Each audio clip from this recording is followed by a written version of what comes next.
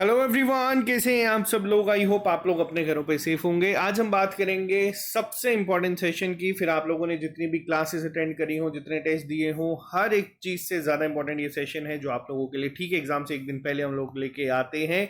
जो लोग भी इस चैनल पे नए हैं, आप इस चैनल को सब्सक्राइब कर सकते हैं। अगर आप लोग किसी और एग्जाम की तैयारी भी कर रहे हैं तो भी आप लोगों को जो कोर्सेज हैं, टेस्ट सीरीज हैं, वो 50% डिस्काउंट पे हमारी ऐप पे जो है अवेलेबल हो जाएगी। आप लोग वहां पे कर सकते हैं यूज कोड कृष्ण जन्माष्टमी का। जन्माष्टमी परसों है, लेकिन आप लोगों के लिए जो सबसे बड़ा आप लोगों का इम्तिहान है वो कल है। यानी कि कल आपको एग्जाम में किन चीज़ों का ध्यान रखना है उस पर हम लोग बात करेंगे। ये जो 5 से 7 मिनट की हम लोग वीडियो बनाएंगे, इस लेक्चर में मैं ये उम्मीद करूंगा कि ये जो वर्ड्स हैं ये कल आपके कान में एग्जाम हॉल में भी गूंजे, अगर आप किसी पॉइंट पे फंसते हैं तो सबसे पहली चीज आपको यहाँ पे बता दूं। अब इस पॉइंट पे क्या होगा, इस पॉइंट पे ना जो मैं एक एस्पिरेंट के जो मन के साथ जो चीज़ें चल रही हैं पहले तो वो डिस्कस करूंगा। अगर आप लोगों को अभी लग रहा है कि हम लोग पैनिक कर रहे हैं, हर एक चीज़ भूल रहे हैं, टाइम फुल स्पीड पे भाग रहा है, जो पड़ा हुआ है वो सब कुछ हमारे दिमाग से अपने आप मिस होते जा रहा है कि हमें पता नहीं चल रहा क्या हो रहा है, तो ये सारी चीज़ें ना एकदम नॉर्मल हैं। आप लोगों को ये चीज़ अगर आप लोग फील कर रहे हो तो इसका मतलब यही है कि आप लोगों ने जो तैयारी करी है, आप एक सीरियस एस्पिरेंट हो जिसने मेहनत करी है और एग्जाम के लिए कल के लिए तैयार है। ये जो वर्ड्स हैं ये मैं आपको इसलिए कह रहा हूँ कि मुझे पता है कि इस टाइम पे एग्जाम से ठीक एक दिन पहले ना बच्चे के दिमाग में, मन में बहुत सारी चीज़ें चलती हैं और एक पॉइंट ऐसा आता है कि उसको लगता है कि मैं पता नहीं शायद से भूल रहा हूँ, हर एक चीज़ भूल रहा हूँ। देखो, सबसे पहली चीज़ आपको लोगों को अभी क्या करना है इस टाइम पे, अपने आपका जो एडमिट कार्ड है, जो फोटोग्राफ यूज करनी है, वो सब ना सेट करके पहले ही एक जगह पे रख दो और उसको चेक कर लो कि कल को कोई चीज ना ये वाला कोई कंफ्यूजन क्रिएट ना हो या इस वजह से कोई पैनिक क्रिएट ना हो। आप लोग अपने एडमिट कार्ड वगैरह जो भी चीजें आपको कल चाहिए, पेन चाहिए, पेंसिल चाहिए, जो भी आपने लेके जाना है, आप उसको सेट करके ना आज ही किसी एक बॉक्स में या लिफाफे में डाल के रख दो। ठीक है। सेंटर कहाँ पे बना है उसको अच्छे से रीड कर लो, कहाँ पे जाना है पूरी डायरेक्शंस पता होनी चाहिए। कई बच्चों का दूर भी है बट मेजोरिटी का जो है आसपास में ही बना है इस बार। तो आप लोग एक बार सेंटर को ध्यान से रीड कर लो कि कल को ये चीज जो है फालतू में सीन क्रिएट ना करे। ठीक है। दूसरा पॉइंट, एग्जाम हॉल तक की जर्नी अब मैं आपके साथ शेयर करूंगा। मान लो सुबह आप लोगों ने एग्जाम हॉल के लिए जाना है, आप किसी भी रिलीजन से बिलोंग करते हो, आप लोगों को उस 5-10 मिनट निकाल के उस भागा दौड़ी में ऊपर वाले का शुक्र मनाना है कि आज आप लोग इस पॉइंट पे पहुंचे हो कि आप सेकंड राउंड एक एग्जाम का देने जा रहे हो टाइपिंग टेस्ट के बाद। अगर आप लोग बेस्ट हो गए इस पोस्ट के लिए, अगर आप लोगों के लिए लाइफ में यही चीज बेस्ट है तो ये ऊपर वाला करवा दे। अगर कोई और अच्छी चीज है तो उसके लिए भी ये चीज को संभाल ले। एग्जाम हॉल तक पहुंचने के बाद, ठीक है, ना किसी से फालतू बहस, कोई भी अपने इनसे, मैंने आपको पहले ही बताया, किसी से कोई भी बहस नहीं करनी, कुछ नहीं करना। किसी से ये नहीं पूछना कितनी तैयारी करिए, कहाँ से करिए, कहाँ से नहीं करिए, कितने नंबर आते थे टेस्टों में, कितना है। किसी से कोई फालतू बात नहीं करनी, अपने तक रखनी है हर एक चीज। 40 नंबर आते हो, 30 नंबर आते हो, 50 आते हो, 70 क्यों ना आते हो, किसी से कोई चीज डिस्कस नहीं करनी, क्योंकि देखो मॉक टेस्ट के नंबर फाइनल सिलेक्शन डिसाइड नहीं करेंगे। एग्जाम हॉल के अंदर जाने के बाद इन्विजिलेटर को सब बच्चे एक चीज जो है बोलेंगे। वो क्या बोलोगे, आप लोगों को इन्विजिलेटर को पहले ही जाके बोल देना है कि आप लोगों को हाफ टाइम जब होगा उस टाइम पे आपको इन्फॉर्म कर दिया जाए। ठीक है।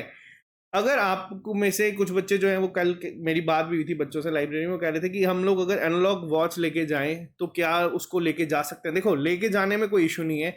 आप लोग अगर कल अपने साथ वॉच लेके जाओगे तो मेरी एक चीज सलाह मान के चलना, वो वॉच उल्टी पड़ी होनी चाहिए आपके टेबल पे, यानी कि आपको टाइम जो है वो नहीं दिखना चाहिए। ये चीज मैं आपको जो समझा रहा हूँ हर एक बच्चे को थोड़ा ध्यान से सुनना, क्योंकि मैं एस्पिरेंट था, मुझे पता है कहाँ पे चीजें खराब होती हैं। उस एग्जाम हॉल के अंदर आपको इन्विजिलेटर को ये बोल देना है कि हाफ टाइम, ठीक है, जब होगा आपको इन्फॉर्म कर दे। अगर आप वॉच लेके जाओगे, अगर आपको जाने की परमिशन दी, तो वो उल्टी पड़ी होगी टेबल पे, वो सीधी नहीं पड़ी होगी। आप घड़ी घड़ी हर 5, 7, 8, 10 मिनट के बाद घड़ी पे नहीं देखोगे। ये चीज ध्यान रखना। एक टारगेट रख लेना कि जो आपकी स्ट्रॉन्ग सेक्शंस हैं, 3 सेक्शंस हो गई या 2 सेक्शंस हो गई, उसके बाद एक बार घड़ी देख ली, और जब इन्विजिलेटर हाफ टाइम अनाउंस कर देगा तब अपनी पेस जो है आप उसके साथ मैच कर लोगे। ठीक है। पॉइंट नंबर 1 जो सबसे पहला ध्यान रखना है। दूसरी चीज, अपने आप को एग्जाम हॉल के उस एटमॉस्फेयर में यूज टू होने देना, उसको अडॉप्ट करना। अडॉप्ट जब उसको आप कर लोगे, वो कैसे करोगे, कई बार मैंने देखा है जैसे ही एग्जाम हॉल में पेपर मिलता है बच्चे वैसे ही खोल के first second third fourth fifth question की तरफ ना भागने लगते हैं, और वो भागना जो है कई बार नुकसान दे देता है। आपको कुछ नहीं करना। देखो 80 मिनट का पेपर है, अगर आप लोगों ने ढंग के साथ 70 मिनट भी यूटिलाइज कर दिए तो वो बहुत ही ज्यादा सही पेपर आप लोग देके आ जाओगे, ठीक है। अब वो जो 5-7 मिनट होते हैं वो ओएमआर मार्क करने में भी जाएंगे आप लोगों का। उससे पहले 3 से 4 मिनट लगा के आराम से एक बार ना पेपर को, हर एक पेज को गो थ्रू करना, हर एक सेक्शन को, मतलब बस एक ओवरव्यू देना। आप लोग जब मान लो जीके की सेक्शन में पहुंचोगे, आपको 7-8 क्वेश्चन लाइन में अगर दिखे कि हाँ यार ये तो मुझे आते हैं, आप लोग आगे जाओगे इंग्लिश में दिखेंगे हाँ यार ये तो एक्टिव पैसिव नरेशन है, हम लोगों ने पढ़ी है। अपने आप दिमाग जो है वो थोड़ा सा शांत होना शुरू हो जाता है। उसके बाद आप लोग डिसाइड करो जो जिसकी स्ट्रेटेजी है, ठीक है। यहाँ पे मैं किसी को ये नहीं बोलूंगा कि इस सेक्शन से शुरू करो, इससे करो, जो जिसकी स्ट्रेटेजी आपको सीक्वेंस में करने हैं सीक्वेंस में करो, जैसे आपको सही लगता है। लेकिन 5 minute maximum to maximum 5 minute आराम से एक बार ना पेपर को देखना, आराम से ओएमआर शीट जो है उसको फिल करना, रोल नंबर वगैरह सब कुछ। उसके बाद ना, उसके बाद का जो टाइम है, मान लो 80 में से जो 75 मिनट आपके पास बचे, आपको बिल्कुल शांति से फिर अपने पेपर पे फोकस करना है। किसी की तरफ ध्यान नहीं देना। कोई बच्चा किसी से पूछ रहा है, कोई दो बच्चे आपस में बात करके पेपर कर रहे हैं, नहीं कर रहे हैं, कोई चीटिंग मार रहा है, कोई इन्विजिलेटर उसको तंग नहीं कर रहा, बोल नहीं रहा, हमें उन सब चीजों पे नहीं देखना है। हमें सिर्फ और सिर्फ अब वो 75 मिनट में अपने 80 क्वेश्चंस को टारगेट करना है। एक एक क्वेश्चन को आराम से रीड करो, आराम से मार्क करो। जो सबसे ज्यादा मेजोरिटी गलती होती है मैथ रीजनिंग में, वो ये देख लेना कि पूछा क्या गया है, ठीक है, फिर मार्क करना। और आराम से मैं आपको बता रहा हूँ पेपर करोगे ना, कोई भी इस पेपर में ऐसी चीज नहीं है कि आपके टाइम मैनेजमेंट का इशू बनेगा। टाइम मैनेजमेंट का इशू सिर्फ तब बनेगा अगर आप लोग मैथ रीजनिंग के क्वेश्चंस पे जरूरत से ज्यादा टाइम दे दोगे। मान लो आप कोई क्वेश्चन कर रहे हो, हम लोग घर से पढ़ के गए हैं, टाइम एंड वर्क हमारा ऐसा है कि हमने हर एक टेस्ट में पूरे नंबर लिए हैं, टॉपिक टेस्ट में पूरे लिए हैं, सेक्शनल में पूरे लिए हैं, मॉक टेस्ट में पूरे किए हैं, लाइव सेशंस में करते गए हैं। पेपर में क्वेश्चन आ गया, हमसे नहीं बन रहा, एक अटेम्प्ट किया, दो अटेम्प्ट किया, तीसरे अटेम्प्ट के टाइम पे उस क्वेश्चन को सर्कल कर देना, बाकी क्वेश्चंस को अटेम्प्ट करना। जब पूरा पेपर सॉल्व करके वापस उस पर आओगे, वो अपने आप सॉल्व होगा, ठीक है, बिना एफर्ट के सॉल्व होगा। ये भी मैं आपको बताता हूँ। थोड़ा सा हमें ये टाइम मैनेजमेंट का काम करना है, क्योंकि जो 3 सेक्शन है ना उसमें टाइम का इशू नहीं बनेगा। फिर वो बात अगर मैं इंग्लिश की करूं या फिर बात करूं हमारे कंप्यूटर की या जीके की, इन सेक्शन में 20-20 क्वेश्चंस हैं। आप लोगों को एक्सप्लेन करने के साथ साथ जब हम लोग लाइव सेशन बातें करके भी वो क्वेश्चंस को करते हैं, तब भी 15-20 से 25 मिनट लगते हैं इन क्वेश्चंस को सॉल्व करने के लिए। मैं ऑन एवरेज आपको बता रहा हूँ। तो पेपर में आपको हार्डली यहाँ पे बहुत कम टाइम लगेगा। 40 मिनट के अंदर अंदर ये तीनों सेक्शन हमारी खत्म हो सकती है ओएमआर फिल करने के बाद भी, ठीक है।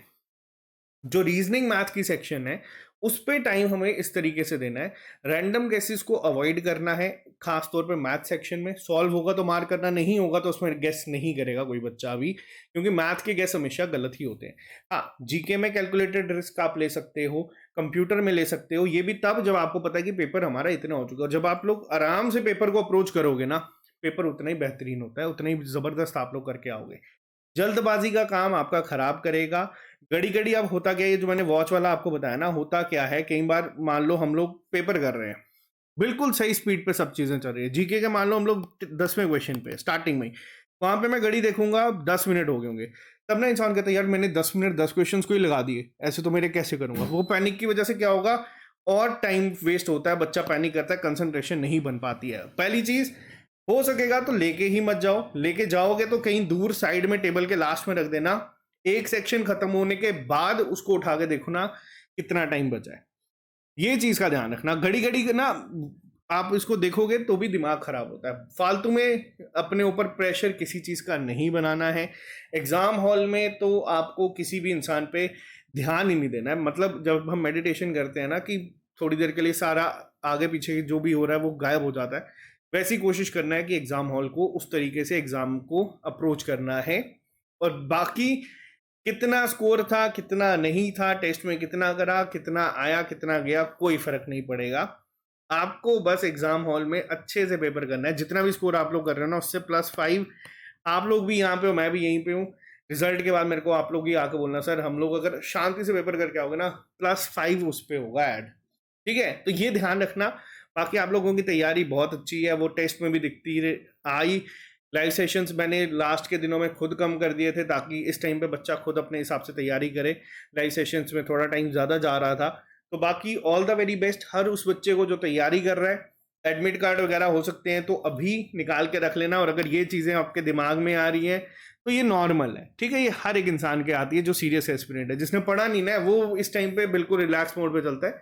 जिसने एफर्ट डाला है, जिसने मेहनत करी है, उसको ये चीज़ें एक्सपीरियंस होती हैं एग्जाम से पहले। तो ये कोई ऐसी डरने वाली चीज़ नहीं है। आज भी मैं अभी इस टाइम पे भी अगर आपको 30 से 40 क्वेश्चन ले आऊंगा ना, मुझे पता है आप लोग को 30 से 40 के आंसर कर दोगे। सेम चीज कल रिपीट होगी। आप लोग एग्जाम हॉल में बैठोगे, जब क्वेश्चन आएगा आप लोगों को दिमाग को ऑटोमेटिकली उन सबके आंसर पता होंगे। हाँ, इस टाइम पे ये लगता है कि यार मेरे को बुक भूल रही है। अब वो जो एक्सपीरियंस है वो हर एक इंसान के साथ नॉर्मल चलता है। तो आप लोगों को उसको भी ज़्यादा सोचना नहीं है। रात को टाइम से आराम से सो जाना, सुबह जाके आराम से पेपर दे के आ जाना। यहीं पे डिस्कशन करेंगे। और जो पटवारी के बच्चे टेस्ट दे रहे थे उनको हम लोग लास्ट टेस्ट जो है वो इस पेपर के बाद ही अपलोड करेंगे, ताकि आपको एक आइडिया मिल जाए रीसेंट पैटर्न का, ठीक है। पेपर में अगर कोई सेक्शन डिफिकल्ट होगी तो उसको भी इमोशनली नहीं लेना है, इजी को टारगेट करके आगे चलना है। इजी वालों में ज़्यादा स्कोर करके बराबर हो जाएगा सब कुछ। फालतू में कोई भी प्रेशर एग्जाम हॉल पे नहीं लेना। All the very best, see you soon. और कल मिलेंगे एग्जाम के बाद ही लाइव सेशन जब डिस्कस करेंगे। उम्मीद आप लोगों से मेरे को इस बार भी पूरी है, क्योंकि आप लोग तैयार हैं। एक राउंड क्वालिफाई करके 10,000 बच्चों में आए हो, और आप में से बेस्ट जो बच्चे होंगे वो 200-300 में अपने आप को देखेंगे। All the very best, see you soon, bye bye, take care. मेहनत करते चलना, बाकी जो होगा वो हम लोग देख लेंगे, ठीक है। Okay guys, take care.